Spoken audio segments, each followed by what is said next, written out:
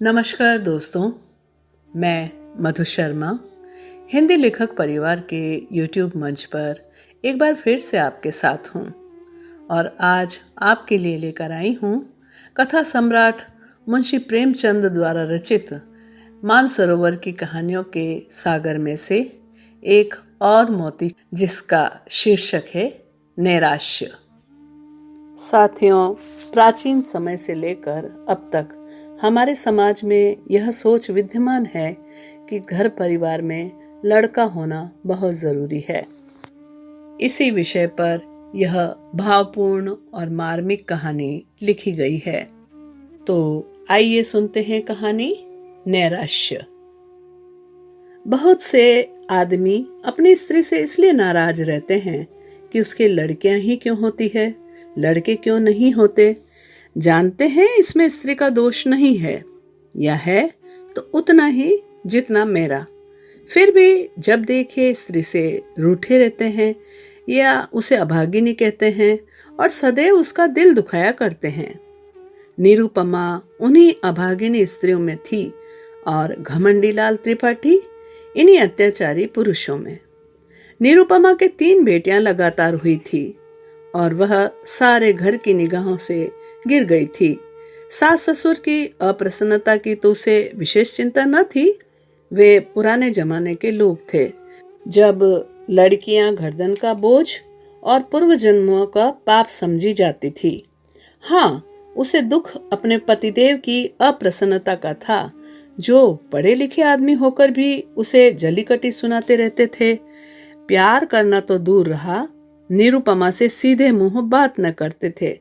कई कई दिनों तक तो घर ही में न आते, और आते भी तो कुछ इस तरह खींचे तने हुए रहते थे कि निरुपमा थर थर कांपती रहती थी, कहीं गरज न उठे। घर में धन का अभाव न था, पर निरुपमा को कभी यह साहस न होता था कि किसी सामान्य वस्तु की इच्छा भी प्रकट कर सके। वह समझती थी, मैं यथार्थ में अभागिनी हूँ, नहीं तो क्या भगवान मेरी कोख में लड़कियां ही रचते। पति की एक मृदु मुस्कान के लिए, एक मीठी बात के लिए उसका हृदय तड़प कर रह जाता था। यहाँ तक कि वह अपनी लड़कियों को प्यार करते हुए सकुचाती थी कि लोग कहेंगे, पीतल की नथ पर इतना गुमान करती है। जब त्रिपाठी जी के घर में आने का समय होता था तो किसी न किसी बहाने से वह लड़कियों को उनकी आंखों से दूर कर देती थी। सबसे बड़ी विपत्ति यह थी कि त्रिपाठी जी ने धमकी दी थी कि अब की कन्या हुई तो घर छोड़कर निकल जाऊंगा, इस नरक में क्षण भर भी न ठहरूंगा। निरुपमा को यह चिंता और भी खाई जाती थी। वह मंगल का व्रत रखती थी, रविवार, निर्जला एकादशी और न जाने कितने व्रत करती थी। स्नान पूजा तो नित्य का नियम था, पर किसी अनुष्ठान से मनोकामना न पूरी होती थी। नित्य अवहेलना, तिरस्कार, उपेक्षा, अपमान सहते सहते उसका चित्त संसार से विरक्त हो जाता था। जहां कान एक मीठी बात के लिए, आंखें एक प्रेम दृष्टि के लिए, हृदय एक आलिंगन के लिए तरस कर रह जाए, घर में अपनी कोई बात न पूछे, यहाँ जीवन से क्यों न अरुचि हो जाए। एक दिन घोर निराशा की दशा में उसने अपनी बड़ी भावज को एक पत्र लिखा। एक एक अक्षर से असह्य वेदना टपक रही थी। भावज ने उत्तर दिया, तुम्हारे भैया जल्द तुम्हें विदा कराने आएंगे। यहाँ आजकल एक सच्चे महात्मा आए हुए हैं, जिनका आशीर्वाद कभी निष्फल नहीं जाता। यहाँ कई संतानहीन स्त्रियां उनके आशीर्वाद से पुत्रवती हो गई। पूर्ण आशा है कि तुम्हें भी उनका आशीर्वाद कल्याणकारी ही होगा। निरुपमा ने यह पत्र पति को दिखाया। त्रिपाठी जी उदासीन भाव से बोले, सृष्टि रचना महात्माओं के हाथ का काम नहीं, ईश्वर का काम है। हाँ, लेकिन महात्माओं में भी तो कुछ सिद्धि होती है। हाँ, होती है, पर ऐसे महात्माओं के दर्शन दुर्लभ हैं। मैं तो इस महात्मा के दर्शन करूंगी। घमंडी लाल बोले, तो चली जाना। निरुपमा फिर बोली, जब बांझिनों के लड़के हुए हैं तो मैं क्या उनसे भी गई गुजरी हूँ? घमंडी लाल ने कहा, कह तो दिया भाई, चली जाना, यह करके भी देख लो। मुझे तो ऐसा मालूम होता है कि पुत्र का मुंह देखना हमारे भाग्य में नहीं है। कई दिन बाद निरुपमा अपने भाई के साथ मैके गई। तीनों पुत्रियां भी साथ थी। भाभी ने उन्हें बड़े प्रेम से गले लगाकर कहा, तुम्हारे घर के आदमी बड़े निर्दयी हैं। ऐसी गुलाब के फूलों की सी लड़कियां पाकर भी तकदीर को रोते हैं। ये तुम्हें भारी हो तो मुझे दे दो।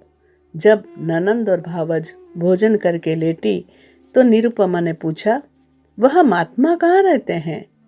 भावज ने कहा, ऐसी जल्दी क्या है, बता दूंगी। जब तुम कहोगी उन्हें बुला दूंगी। निरुपमा बोली, तो क्या तुम लोगों पर बहुत प्रसन्न है वो? भावज ने कहा, दोनों वक्त यहीं भोजन करते हैं, यहीं रहते हैं। इसके बाद दोनों सखियों में कानाफूसी होने लगी। फिर निरुपमा बोली, और जो कहीं फिर कन्या ही हुई तो? भावज ने कहा, तो क्या, कुछ दिन तो शांति और सुख से जीवन कटेगा। यह दिन तो कोई लौटा न लेगा। पुत्र हुआ तो कहना ही क्या, पुत्री हुई तो फिर कोई नई युक्ति निकाली जाएगी। तुम्हारे घर के जैसे अक्ल के दुश्मनों के साथ ऐसी ही चालें चलने में गुजारा है। निरुपमा बोली, मुझे तो संकोच मालूम होता है। त्रिपाठी जी को 2-4 दिन में पत्र लिख देना कि महात्मा जी के दर्शन हुए और उन्होंने मुझे वरदान दिया है। ईश्वर ने चाहा तो उसी दिन से तुम्हारी मान प्रतिष्ठा होने लगेगी। घमंडी दौड़े हुए आएंगे और तुम्हारे ऊपर प्राण निछावर करेंगे। कम से कम साल भर तो चैन की बंशी बजाना, इसके बाद देखी जाएगी। निरुपमा बोली, पति से कपट करूं तो पाप न लगेगा? ऐसे स्वार्थियों से कपट करना पुण्य है। 3-4 महीने के बाद निरुपमा अपने घर आई। घमंडी लाल उसे विदा कराने आए थे। सरहज ने महात्मा जी का रंग और भी चोखा कर दिया। बोली, ऐसी तो किसी को देखा नहीं कि इन महात्मा जी ने वरदान दिया हो और वह पूरा न हो गया हो। हाँ, जिसका भाग्य ही फूट जाए उसे कोई क्या कर सकता है। घमंडी लाल प्रत्यक्ष तो वरदान और आशीर्वाद की उपेक्षा ही करते रहे। इन बातों पर विश्वास करना आजकल संकोचजनक मालूम होता है, पर उनके दिल पर असर जरूर हुआ। निरुपमा की खातिरदारियां होनी शुरू हो गई। जब वह गर्भवती हुई, सबके दिलों में नई नई आशाएं हिलोरे लेने लगी। सास जो उठते गाली और बैठते व्यंग से बात करती थी, अब उसे पान की तरह फेरती। बेटी, तुम रहने दो, मैं ही रसोई बना लूंगी, तुम्हारा सिर दुखने लगेगा। कभी निरुपमा कलसे से पानी या कोई चारपाई उठाने लगती तो सास दौड़ी हुई आती, बहू रहने दो, मैं आती हूँ, तुम कोई भारी चीज मत उठाया करो। लड़कियों की बात और होती है, उन पर किसी बात का असर नहीं होता। लड़के तो गर्भ में ही मान करने लगते हैं। अब निरुपमा के लिए दूध का उठौना किया गया, जिससे बालक पुष्ट और गोरा हो। घमंडी लाल वस्त्राभूषणों पर उतारू हो गए। हर महीने एक न एक नई चीज लाते। निरुपमा का जीवन इतना सुखमय कभी न था। उस समय भी नहीं जब नवेली वधू थी। महीने गुजरने लगे। निरुपमा को अनुभूत लक्षणों से विदित होने लगा कि यह कन्या ही है, पर वह इस भेद को गुप्त रखती थी। सोचती, सावन की धूप है, इसका क्या भरोसा, जितनी धूप सुखानी हो सुखा लो, फिर तो घटा छाएगी ही। बात बात पर बिगड़ती। वह कभी इतनी मानशीला न थी, पर घर में कोई चू तक न करता कि कहीं बहू का दिल न दुखे, नहीं तो बालक को कष्ट होगा। कभी कभी निरुपमा केवल घर वालों को जलाने के लिए अनुष्ठान करती। उसे उन्हें जलाने में मजा आता था। वह सोचती, तुम स्वार्थियों को जितना जलाऊं उतना अच्छा। तुम मेरा आदर इसलिए करते हो ना कि मैं बच्चा जनूंगी तो तुम्हारे कुल का नाम जलाएगा। मैं कुछ नहीं हूँ, बालक ही सब कुछ है। मेरा अपना कोई महत्व नहीं, जो कुछ है वह बालक के नाते। यह मेरे पति हैं। पहले इन्हें मुझसे कितना प्रेम था, तब इतने संसार लोलुप न हुए थे। अब इनका प्रेम केवल स्वार्थ का स्वांग है। मैं भी पशु हूँ जिसे दूध के लिए चारा पानी दिया जाता है। खैर, यही सही। इस वक्त तो तुम मेरे काबू में आए हो। जितने गहने बन सके बनवा लूं, इन्हें तो छीन न लोगे। इस तरह 10 महीने पूरे हो गए। निरुपमा की दोनों ननदें ससुराल से बुलाई गई। बच्चे के लिए पहले ही से सोने के गहने बनवा लिए गए। दूध के लिए एक सुंदर गाय मोल ले ली गई। घमंडी लाल उसे हवा खिलाने को एक छोटी सी सेज गाड़ी लाए। जिस दिन निरुपमा को प्रसव वेदना होने लगी, द्वार पर पंडित जी मुहूर्त देखने के लिए बुलाए गए। एक मीर शिकार बंदूक छोड़ने को बुलाया गया। गाय ने मंगल गान गाने के लिए बटोर ली गई। घर से तिल तिल पर खबर मंगाई जाती थी कि क्या हुआ। लेडी डॉक्टर भी बुलाई गई। बाजे वाले हुक्म के इंतजार में बैठे थे। पामर भी अपने सारंगी लिए जच्चा मान करे नंदलाल सो की तान सुनाने को तैयार बैठा था। सारी तैयारियां, सारी आशाएं, सारा उत्साह, सारा समारोह एक ही शब्द पर अविलंबित था। ज्यों ज्यों देर होती थी, लोगों में उत्सुकता बढ़ती जाती थी।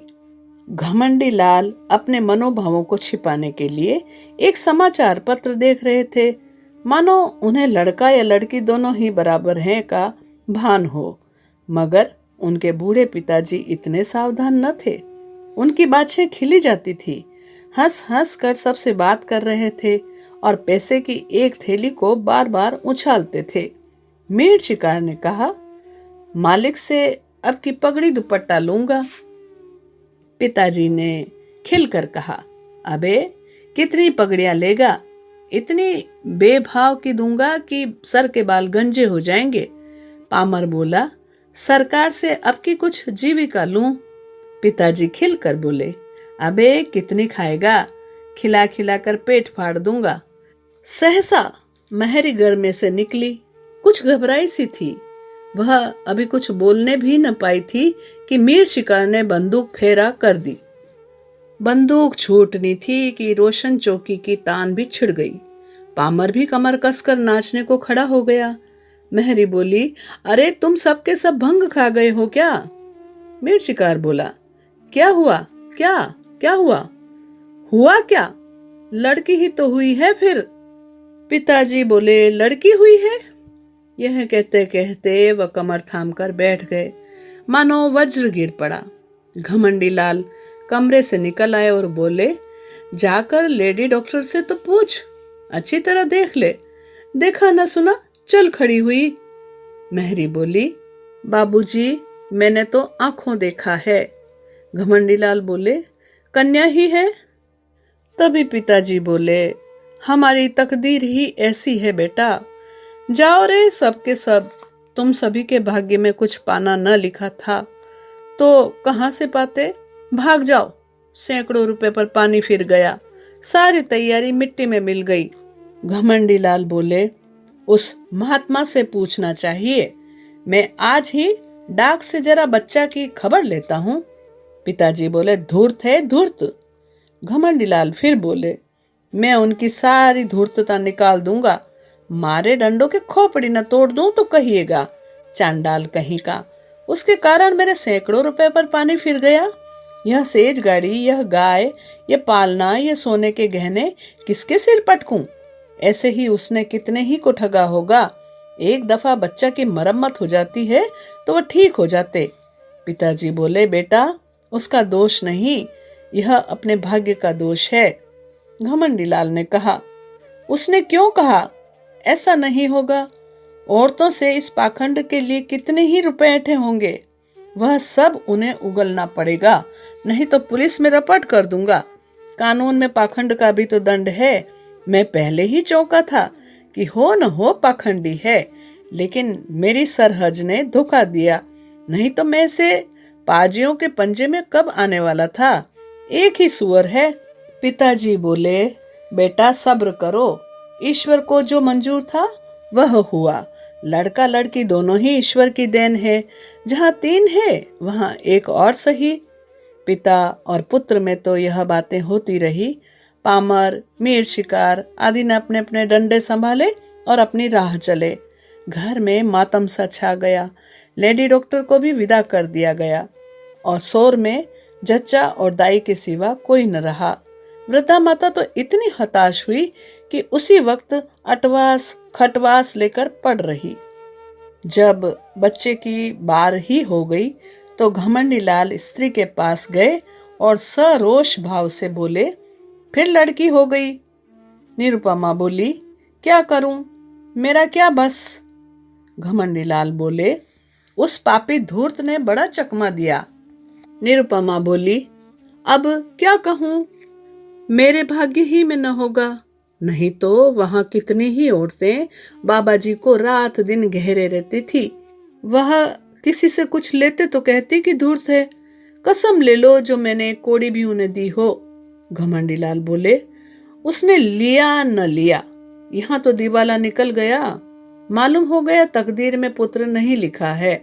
कुल का नाम डूबना ही है तो क्या आज डूबा, क्या 10 साल बाद डूबा। अब कहीं चला जाऊंगा, गृहस्थी में कौन सा सुख रखा है। वह बहुत देर तक खड़े खड़े अपने भाग्य को रोते रहे, पर निरुपमा ने सिर तक न उठाया। निरुपमा के सिर फिर वही विपत्ति आ पड़ी। फिर वही ताने, वही अपमान, वही अनादर, वही छिछालेदार। किसी को चिंता न रहती कि खाती पीती है या नहीं, अच्छी है या बीमार, दुखी है या सुखी। घमंडी लाल यद्यपि कहीं न गए, पर निरुपमा को यह धमकी प्राय नित्य ही मिलती रहती थी। कई महीने यूं ही गुजर गए। निरुपमा ने फिर भावच को लिखा कि तुमने और भी मुझे विपत्ति में डाल दिया। इससे तो पहले ही भली थी। अब तो कोई बात भी नहीं पूछता कि मरती है या जीती है। अगर यही दशा रही तो स्वामी जी चाहे संन्यास ले या न ले, लेकिन मैं संसार को अवश्य त्याग दूंगी। भाभी यह पत्र पाकर परिस्थिति समझ गई। अब कि उसने निरुपमा को बुलाया नहीं। जानती थी कि लोग विदा ही न करेंगे। पति को लेकर स्वयं आ पहुंची। उसका नाम सुकेशी था। बड़ी मिलनसार, बड़ी विनोदशील स्त्री थी। आते ही आते निरुपमा की गोद में कन्या देखी तो बोली, अरे यह क्या। सास बोली, भाग्य है और क्या। भाग्य कैसा, इसने महात्मा जी की बातें भुला दी होगी। ऐसा तो हो ही नहीं सकता कि वह मुंह से जो कुछ कह दे वह न हो। क्यों जी, तुमने मंगल का व्रत रखा। निरुपमा बोली, बराबर, एक व्रत भी न छोड़ा। 5 ब्राह्मणों को मंगल के दिन भोजन कराती रही। अरे यह तो उन्होंने नहीं कहा था। सुकेशी बोली, तुम्हारा सिर, मुझे खूब याद है। मेरे सामने उन्होंने बहुत जोर देकर कहा था, तुमने सोचा होगा ब्राह्मणों को भोजन कराने से क्या होता है। यह ना समझा कि कोई अनुष्ठान सफल नहीं होता जब तक विधिवत उसका पालन न किया जाए। सास बोली, इसने कभी इसकी चर्चा ही नहीं की। नहीं तो 5 क्या 10 ब्राह्मणों को जिमा देती। तुम्हारे धर्म से कुछ कमी नहीं है। सुकेशी बोली, कुछ नहीं, भूल हो गई और क्या। रानी, बेटे का मुंह यूं देखना नसीब नहीं होता। बड़े बड़े जप तप करने पड़ते हैं। तुम मंगल के एक व्रत ही से तो घबरा गई। सास बोली, अभागिनी है और क्या। घमंडी लाल बोले, ऐसी कौन सी बड़ी बातें थी जो याद न रही। वह खुद हम लोगों को जलाना चाहती है। सास ने कहा, वही तो कहूं हूं कि महात्मा की बात कैसे निष्फल हुई। यहाँ 7 वर्षों तक तुलसी माई को दिया चढ़ाया, जब जाके बच्चे का जन्म हुआ। घमंडी लाल बोले, इन्होंने समझा था दाल भात का कौर है। सुकेशी ने कहा, खैर अब जो हुआ सो हुआ। कल मंगल है, फिर व्रत रखो और अब की 7 ब्राह्मणों को जिमाओ। देखें कैसे महात्मा जी की बात पूरी नहीं होती। घमंडी लाल बोले, व्यर्थ है, इनके किए कुछ न होगा। तभी सुकेशी ने कहा, बाबूजी, आप विद्वान समझदार होकर इतना दिल छोटा करते हैं। आपकी उम्र ही क्या है, कितने पुत्र लीजिएगा। नाको दम न हो जाए तो कहिएगा। सास ने कहा, बेटी, दूध पूत से भी किसी का मन भरा है? तभी सुकेशी ने कहा, ईश्वर ने चाहा तो आप लोगों का मन भर जाएगा, मेरा तो भर गया। घमंडी लाल ने कहा, सुनती हो महारानी, अब की कोई गोलमाल मत करना, अपनी भाभी से सब ब्यौरा अच्छी तरह पूछ लेना। सुकेशी ने कहा, आप निश्चिंत रहे, मैं याद करा दूंगी। क्या भोजन करना होगा, कैसे रहना होगा, कैसे स्नान करना होगा, यह सब लिख दूंगी। और अम्मा जी, आज से 18 मास बाद आपसे कोई भारी इनाम लूंगी। सुकेशी 1 सप्ताह यहीं रही और निरुपमा को खूब सिखा पढ़ाकर चली गई। निरुपमा का इकबाल फिर चमका। घमंडी लाल अब के इतने आश्वासित हुए कि भविष्य ने भूत को भुला दिया। निरुपमा फिर बांदी से रानी हुई। सास फिर उसे पानी की भांति फेरने लगी। लोग उसका मुंह जोने लगे। दिन गुजरने लगे। निरुपमा कभी कहती, अम्मा जी, आज मैंने स्वप्न देखा कि एक वृद्धा स्त्री ने आकर मुझे पुकारा और एक नारियल देकर बोली, यह तुम्हें दिए जाती हूँ। कभी कहती, अम्मा जी, अब के न जाने क्यों मेरे दिल में बड़ी बड़ी उमंगे पैदा हो रही है। जी चाहता है खूब गाना सुनूं, नदी में खूब स्नान करूं, हरदम नशा सा छाया रहता है। सास सुनकर मुस्कुराती और कहती, बहू, ये शुभ लक्षण है। निरुपमा चुपके चुपके माजनू मंगा कर खाती और अपने असल नेत्रों से ताकती हुई घमंडी लाल से पूछती, मेरी आंखें लाल है क्या? घमंडी लाल खुश होकर कहते, मालूम होता है नशा चढ़ा हुआ है, ये शुभ लक्षण है। निरुपमा को सुगंधों से कभी इतना प्रेम न था। फूलों के गजरों पर अब वह जान देती थी। घमंडी लाल अब नित्य सोते समय उसे महाभारत की वीर कथाएं पढ़कर सुनाते। कभी गुरु गोविंद सिंह की कीर्ति का वर्णन करते। अभिमन्यु की कथा से निरुपमा को बड़ा प्रेम था। पिता अपने आने वाले पुत्र को वीर संस्कारों से परिपूरित कर देना चाहता था। एक दिन निरुपमा ने पति से कहा, नाम क्या रखोगे? घमंडी लाल बोला, यह तो तुमने खूब सोचा, मुझे तो इसका ध्यान ही न रहा। ऐसा नाम होना चाहिए जिससे शौर्य और तेज टपके। सोचो कोई नाम। दोनों प्राणी नामों की व्याख्या करने लगे। जोरावर से लेकर हरिश्चंद्र तक सभी नाम गिनाए गए, पर उस असामान्य बालक के लिए कोई नाम न मिला। अंत में पति ने कहा, तेग बहादुर कैसा नाम है? निरुपमा बोली, बस बस यही नाम मुझे पसंद है। घमंडी लाल ने कहा, नाम तो बढ़िया है, तेग बहादुर की कीर्ति सुन ही चुकी हो। नाम का आदमी पर बड़ा असर होता है। नाम ही तो सब कुछ होता है। दमड़ी, छकोड़ी, धुरहु, कतवारू, जिसके नाम देखे उसे भी यथा नाम तथा गुण ही पाया। हमारे बच्चे का नाम होगा तेग बहादुर। प्रसव काल आ पहुंचा। निरुपमा को मालूम था कि क्या होने वाला है, लेकिन बाहर मंगलाचरण का पूरा सामान था। अब कि किसी को लेश मात्र भी संदेह न था। नाच गाने का प्रबंध भी किया गया था। एक शामियाना खड़ा किया गया था और मित्रगण उसमें बैठे खुश गपिया रहे थे।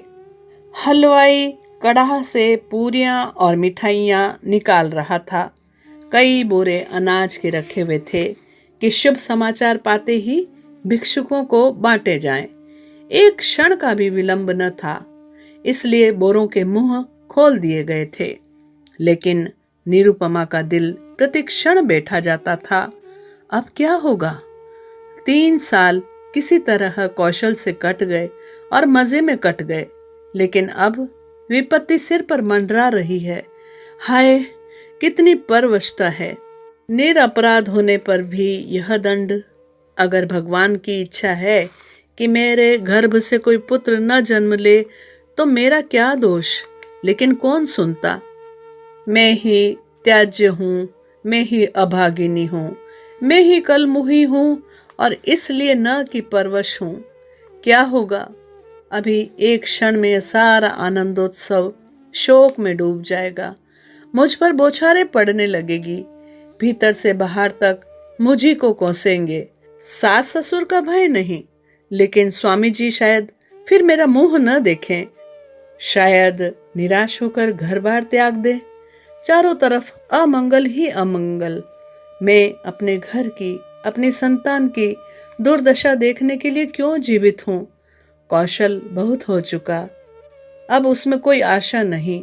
मेरे दिल में कैसे कैसे अरमान थे। अपनी प्यारी बच्चियों का लालन पालन करती, उन्हें ब्याहती, उनके बच्चों को देखकर सुखी होती। पर ये सब अरमान खाक में मिल जाते हैं। भगवान, तुम ही अब इनके पिता हो, तुम ही इनके रक्षक हो। मैं तो अब जाती हूँ। लेडी डॉक्टर ने कहा। वेल, फिर लड़की है। भीतर बाहर कोहराम मच गया। घमंडी लाल ने कहा, जहन्नुम में जाए ऐसी जिंदगी, मौत भी ना आ जाती। उनके पिता भी बोले, अभागिनी है, वज्र अभागिनी। भिक्षुकों ने कहा, रो अपनी तकदीर को, हम कोई दूसरा द्वार देखते हैं। अभी यह शोकोद्वार शांत न होने पाया था कि लेडी डॉक्टर ने कहा, माँ का हाल अच्छा नहीं है, अब वह नहीं बच सकती, उसका दिल बंद हो गया है। हाँ, माँ अब नहीं रही।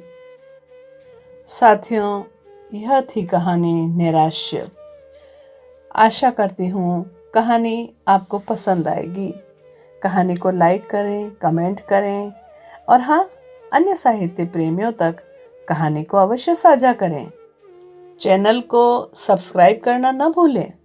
फिर मिलती हूँ एक नई साहित्यिक रचना के साथ। तब तक के लिए नमस्कार। अगर आपको रचना पसंद आती है तो लाइक और कमेंट्स ज़रूर करें और शेयर कीजिए।